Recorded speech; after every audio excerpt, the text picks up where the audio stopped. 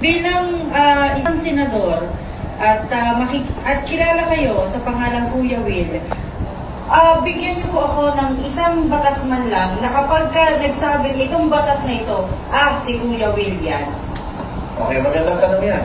Ha? Una, maiangat talaga ang buhay ng mga Pilipino. Na matulungan talaga. Ako para sa akin, ang batas dapat batas para sa mahirap. Marami na tayong batas na ginawa. Tama, ang ganda ng tanong mo, ha? Nakakapag-isip yung tanong na yan. Ikaw, ano sa tingin mo ang batas na gagawin? Babalik ko sa'yo. Ikaw, baka may suggestion ka. Hindi po ako senador. Hindi, ikaw ba? Kasi isa kang mamamayang Pilipino. Ano ba sa tingin mo ang dapat na batas na gawin mo para sa mga kababayan natin? Bakit ako sabi? Hindi kasi gusto ko makinig sa inyo.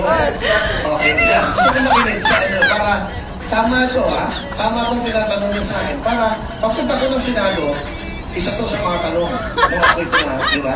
Nagkakampanya. Sige.